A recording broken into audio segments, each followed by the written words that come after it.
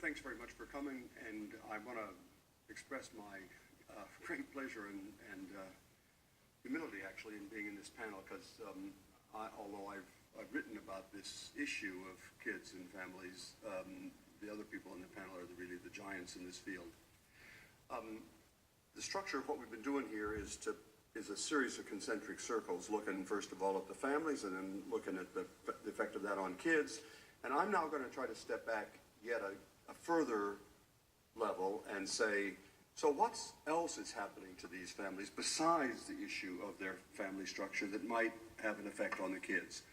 There have been three big changes in American life over the last 30 or 40 years that are relevant to these kids. The first is the one we've been talking about so far. That is the collapse of the working class family across all racial lines.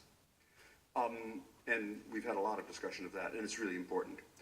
A second big change we all know about because now of the debate going on income inequality in America in the presidential election. A second big change is there's been a big increasing divide between rich folks and poor folks.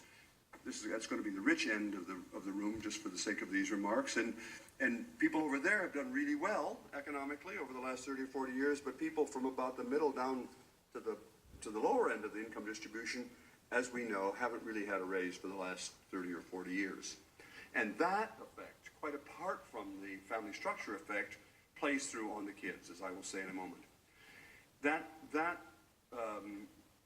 big macro trend is pretty well known. Less well known, but actually probably more important, is that America has not just become more polarized economically, we've become more segregated sociologically along class lines.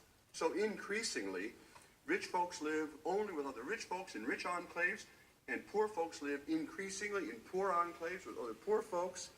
Increasingly rich kids, I'm using rich in a loose sense here. I'm using actually Andy's split between people who have a college degree and people who have only a high school degree.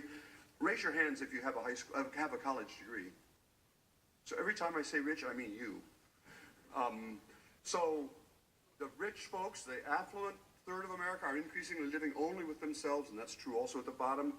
Rich kids are increasingly going to school only with other rich kids and going to good schools, and poor kids are increasingly going to poor schools with only other poor kids. There is, of course, significant racial segregation in America, but what I'm talking about is not just about race, it's about social class, and it's growing rapidly, even in terms of who we marry. Increasingly, rich folks are only marrying other rich folks, and poor folks are only marrying other poor folks if they get married at all. So that sociological segregation means we're increasingly living in separate worlds, and that has effects on kids. So now I want to step back a little bit and in a short, I'm going to try to make, this is going to be my PowerPoint. Can you see my